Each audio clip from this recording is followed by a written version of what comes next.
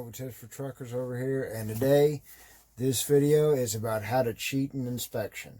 Now, when I say cheat, I don't mean really cheat, just bend the rules a little bit towards your advantage.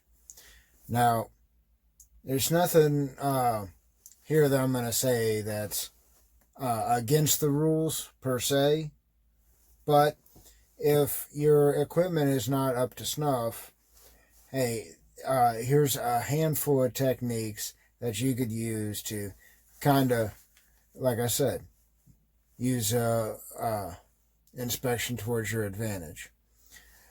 Now, I say a couple because there's really not a lot of ways to fool an officer in an inspection, especially one that's working used to working a weigh station, DOT certified and everything. But I digress. So the number one thing here is,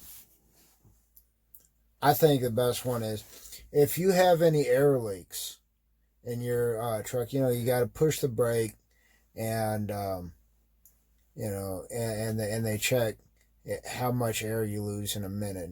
It's supposed to not lose more than 3 or 4 pounds in a minute. But what you do when you push the brake, you push the brake as softly as you can. Just make sure that you hear that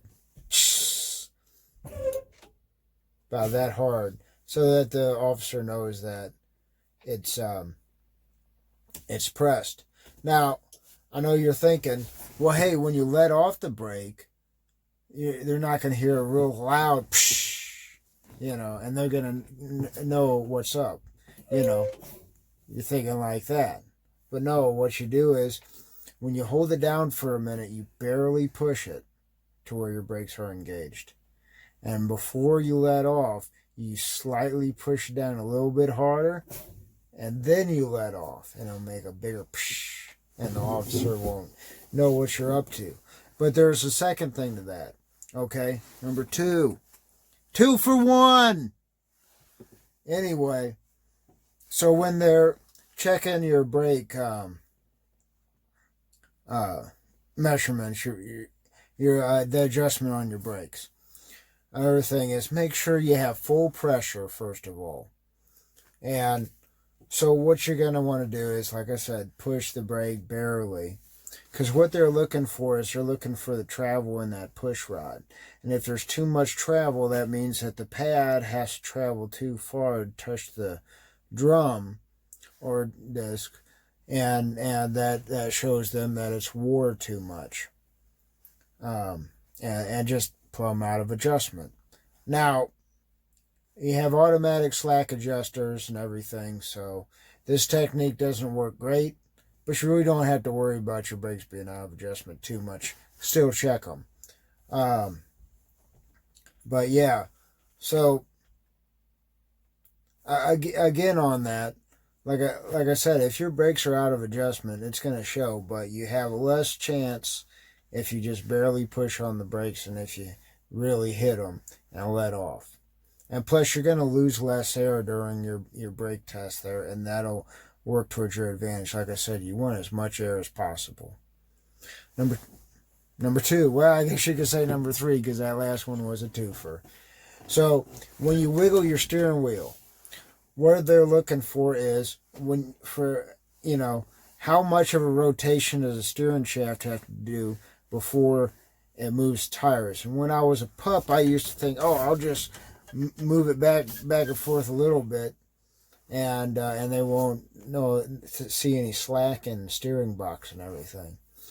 No, actually that was wrong. What you want to do is, you want to wiggle it as fast as you can, but also take some long turns here, okay?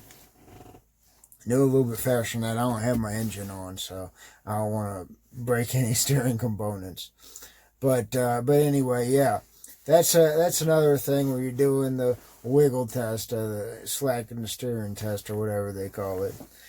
And brings me on to number 4 over here, and that is, one time I had a wiring issue that I was chasing down. I had this hunk of junk truck, man, and my boss refused to fix it, and and this was early on when I really needed a job. So I was tracking down the wire and everything. Eventually, I got it fixed right after this inspection. And I said, "Well, hey, I'm gonna pick it up, and then I'll get it. I'll check it out. I'll check the wiring." Well, as soon as I got loaded, I got pulled into a weigh station for an inspection. So 'tis life. But what happened with my truck was the one of the parking brakes wasn't working. I switched out the light and it still wasn't working, so I knew it was wiring.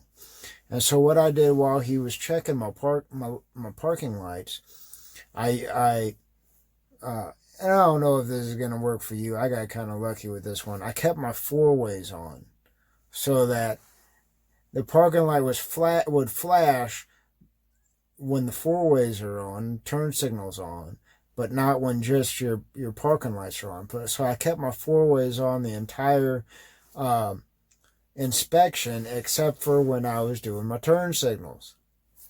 It worked. Like I said, don't trust these for gospel, but these might help.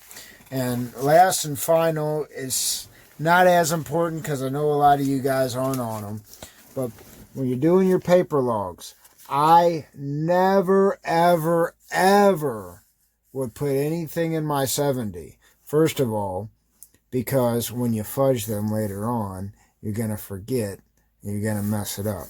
What I do is I keep track of my 70 in a separate notebook. You can see Shelby ate that. But I would keep track of my 70 in a separate notebook. And every time I would change, something a couple days back, I would change it in there. And that way it's not on wax, as they say. It's not in ink on here. And so that gives you two advantages. The officer is probably going to be too lazy to calculate all your daily totals here. But another thing is, like I said, if you change something way back here a couple days and you don't change it here, they're gonna know you're up to no good. But anyway, yeah, definitely do that. And I had an officer that was swearing to me that I was over on my 70, and I knew I had 68 hours. And he just plumb didn't know how to do math. And I said, okay, we'll check it again. And he checked it again. He's like, oh, well, this time I got 68 hours. I'm like, yeah, that's what I got too.